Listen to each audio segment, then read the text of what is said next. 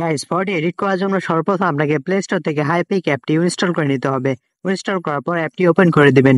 Open করার পর guys এরকম একটি ইন্টারফেস খুলে চলে আসবে। তারপর এখান থেকে প্লাস আইকনে ক্লিক করবেন। ক্লিক করার পর গাইস এখান থেকে আপনার গ্যালারিটি শো হবে। আপনি যে ফটোটি এডিট করতে চান সেই ফটোটি এখান থেকে সিলেক্ট করে নেবেন। তারপর গাইস এরকম একটি ইন্টারফেস খুলে চলে আসবে। এখানে নিচে দেখতে পাচ্ছেন অ্যাডজাস্টে ক্লিক করবেন। ক্লিক করার পর গাইস এখান থেকে ক্রপে ক্লিক করবেন।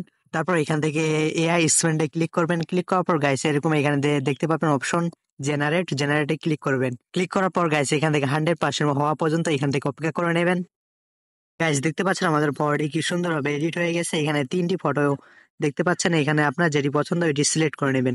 সিলেক্ট করার পর এখান থেকে টিক মার্কে ক্লিক করবেন। ক্লিক করার পর এখান থেকে দেখতে পাচ্ছেন ফটোটি বিফোর আফটার কি সুন্দরভাবে এডিট হয়ে গেছে। এখান থেকে ফটোটি সেভ করার জন্য উপরে দেখতে পাচ্ছেন সেভ আইকন, এটাতে ক্লিক করে দিবেন। ক্লিক করার পর গাইস আপনার ফটোটি সেভ হয়ে যাবে। তারপর গাইস পিকচার অ্যাপটি ওপেন করে নেবেন। ওপেন করার পর গাইস এরকম একটি ইন্টারফেস খুলে চলে আসবে। ফটোটি এড করার জন্য এখানে প্লাস আইকন দেখতে পাচ্ছেন, এই আইকনে ক্লিক করবেন। তারপর গাইস এখানে ফটোটি সিলেক্ট করে নেবেন। সিলেক্ট করার পর গাইস এরকম একটি ইন্টারফেস খুলে চলে আসবে। এখানে নিচে অনেকগুলো অপশন দেখতে পারবেন। এখান থেকে টুলসে ক্লিক করবেন। ক্লিক করার পর গাইস এখান থেকে অ্যাডজাস্টে ক্লিক করবেন। ক্লিক করার পর এখান থেকে ব্রাইটনেসটি প্লাস 12 করে দিবেন। এখানে কন্ট্রাস্টটি প্লাস 23 করে দিবেন। এখানে ক্লিয়ারিটি প্লাস 22 করে দিবেন। করার পর স্যাচুরেশনটি হালকা প্লাস এখান থেকে 31 করে দিবেন। করার পর এখান থেকে সামনের দিকে স্ক্রল করে শ্যাডোয় ক্লিক করবেন। ক্লিক করার পর এখান থেকে শ্যাডোটি প্লাস 28 করে দিবেন। করার পর এখান থেকে টিক মার্কে ক্লিক করবেন। ক্লিক করার পর গাইস এখান থেকে 2025 পিএনজিটি সিলেক্ট করার জন্য অ্যাড ফটোয় ক্লিক করবেন।